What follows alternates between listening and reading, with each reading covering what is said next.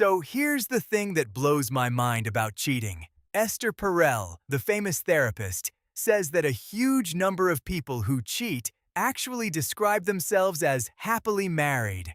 Yeah, and that messes with the whole narrative, right? Because the default assumption is always, oh, something must have been wrong in the relationship. Exactly. Like we want a clean story. Bad marriage, therefore cheating. Cause and effect. Done. But wait, I'd push back a little. Just because someone says they're happily married doesn't mean they actually are. People are notoriously bad at evaluating their own relationships. Okay, fair. Self-reporting is messy, but I still think there's something real there. Sometimes cheating isn't about running away from someone. It's about running towards something in yourself. Running toward something in yourself, that sounds almost poetic. Unpack that for me. Like, some people cheat because they want to feel like a different version of themselves. Not because their partner is lacking, but because they feel like they're lacking. They want to feel desired, exciting, alive again. So it's an identity crisis masquerading as an affair.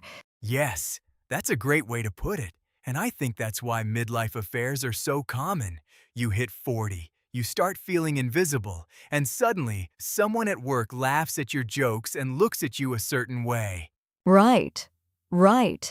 But here's where I get skeptical of that framing, because it can start to sound like we're excusing the behavior. Oh, they were just on a journey of self-discovery. No, no, no, explaining isn't excusing. I want to be really clear about that. Understanding why someone does something doesn't mean you're saying it's okay.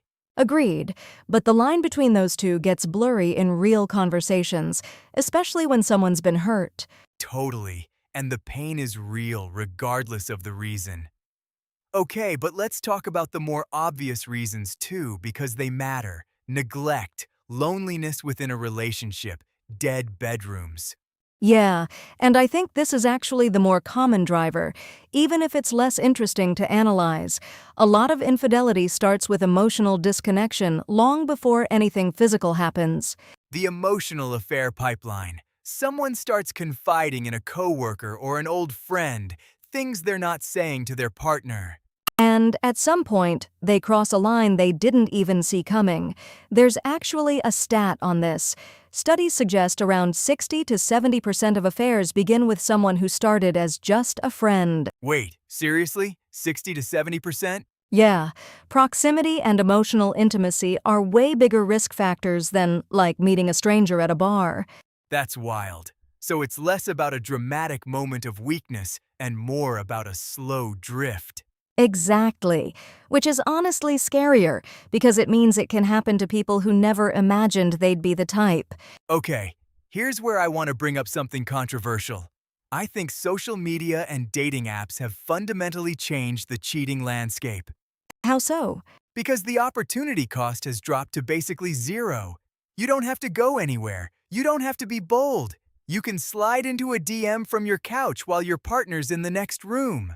I'd push back on that, actually. I don't think the technology creates the desire. It just makes acting on it easier.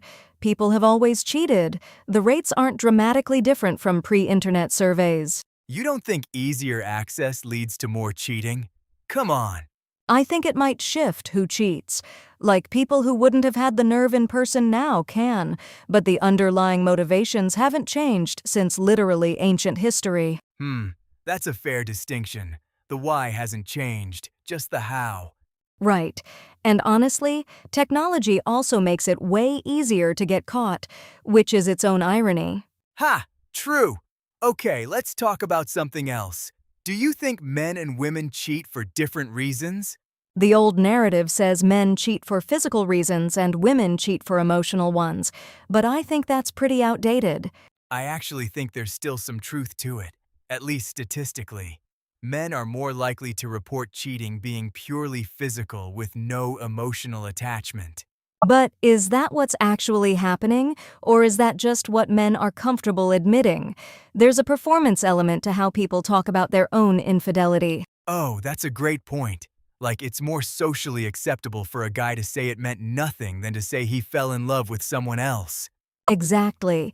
The research is messy because it's all self-reported and loaded with shame and social expectation. You know what nobody talks about enough? Revenge cheating. People who cheat because their partner cheated first. That one's dark, because the person usually thinks it'll make them feel better, like they're evening the score. And does it? Almost never, from what therapists report. It just doubles the damage and makes reconciliation nearly impossible. So we've got identity seeking, emotional neglect, opportunity, revenge. What are we missing?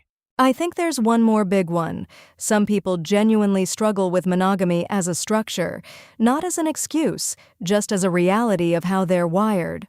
And instead of having an honest conversation about that, or exploring ethical non-monogamy, they just cheat because it's the path of least resistance. Which is really about cowardice more than desire, when you think about it. The cheating isn't the core problem, the lying is. Ooh, say more about that. I mean, the betrayal people describe as most painful isn't usually the physical act, it's the deception, the looking your partner in the eye and pretending everything's normal. That's what shatters trust. That's so true. I've heard people say I could have handled knowing you were attracted to someone else. I can't handle that you lied to my face for 6 months. Right. So maybe the real question isn't just why do people cheat? It's why don't people have the hard conversation before it gets to that point? Because the hard conversation is terrifying.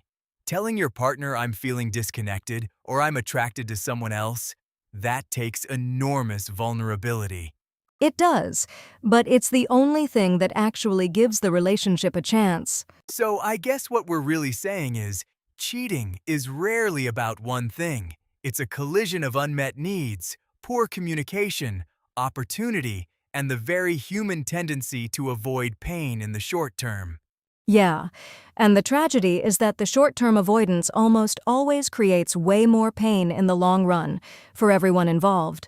The uncomfortable truth is that understanding all of this doesn't make it hurt any less when it happens to you. No, it doesn't. But maybe it helps us build relationships where the hard conversations happen before someone goes looking for answers somewhere else.